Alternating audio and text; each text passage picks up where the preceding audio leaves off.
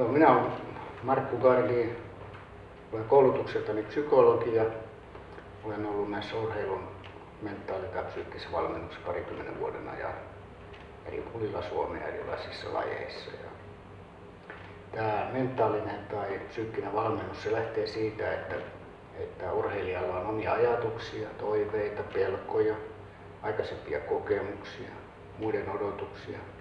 Kaikki nämä vaikuttaa siihen, että miten keho toimii. Jos on hyvä mieli ja on hyvä itseluottamus, niin urheilu on helppoa ja se varmistaa menestyksen.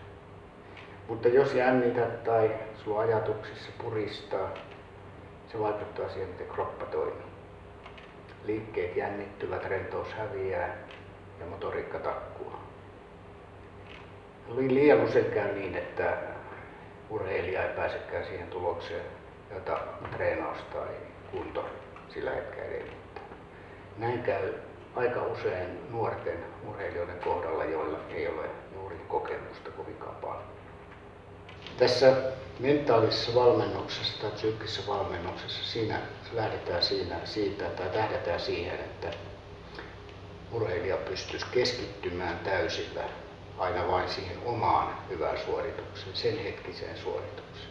Mitä just tällä hetkellä tässä ja nyt on tekemässä. Ei mietitä menneitä, ei mietitä tulevia, ei mietitä sitä mitä yleisö ajattelee tai valmentaja ajattelee, mitä tyttöystävä ajattelee, jos on katsomus ja niin. Vaan keskitytään vain siihen mitä tässä ollaan tekemässä. Ja keskittyminen on sitä, että kohdennetaan ajatus, tarkkaavaisuus tiettyihin asioihin, niitä jotka ovat tärkeitä sillä hetkellä eikä muihin.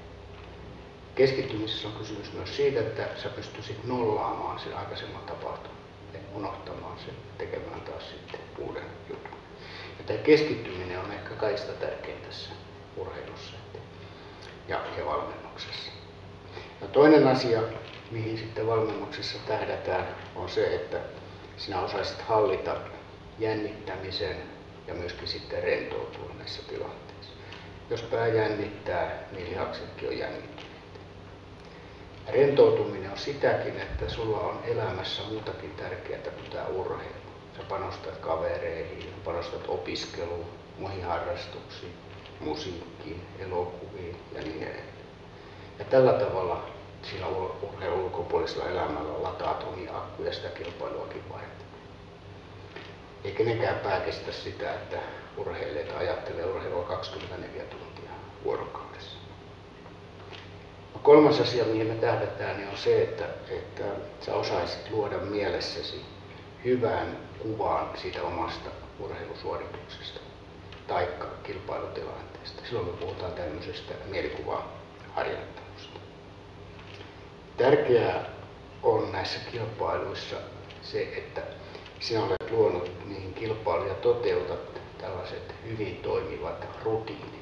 Niin sitä fyysistä tekemistä kuin sitten myöskin mihin sinä keskityt, mitä sinä ajattelet, mitä sinä teet verrytellessä, kilpailun aikana, tauoilla ja niin edelleen. Nämä hyvät rutiinit, toimivat rutiinit luo sinulle niin turvallisuuden tunnetta, vahvistaa itseluottamusta, mutta ne myös psyykkaavat sitten sellaisia oikeaa kilpailufiilikseen, joka on sitten tärkeä. Sitten nuorten kohdalla erityisesti on tärkeää, että tämä urheilun ulkopuolinen elämä on kunnossa. Jos siellä jotakin häikkää, niin se saattaa haittaa keskittymistä tähän harjoitteluun tai urheiluun. Tästäkin syystä nuorten ihmisten, koululaisten opiskelijoiden tulisi panostaa siihen opiskeluun samalla tavalla kuin siihen urheiluun. Silloin opiskelee, on tentissä, kokeissa tai muuta, niin silloin keskittyy siihen. Unohtaa kaiken muun. Sitten kun taas menee koulupäivän jälkeen harjoittelemaan tai kilpailuihin, sitten unohtaa sen koulunkäynnin ja keskittyy vain siihen urheiluun.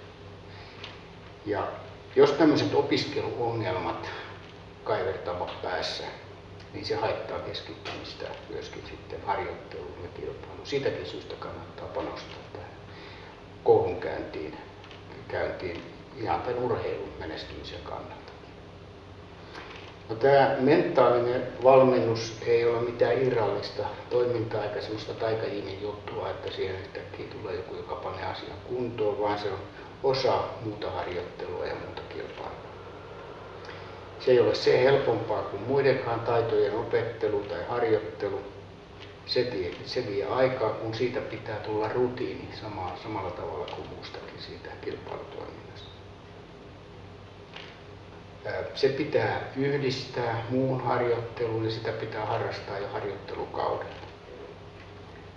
Silloin se tehostaa sitä muutakin harjoittelua ja suhteellisen vähällä on mahdollisuus saada muutama sekunti tai kymmenys pois ajasta, muutama lyönti vähemmän golfkentällä, taikka lisää pituutta hyppyihin taikka heittoon.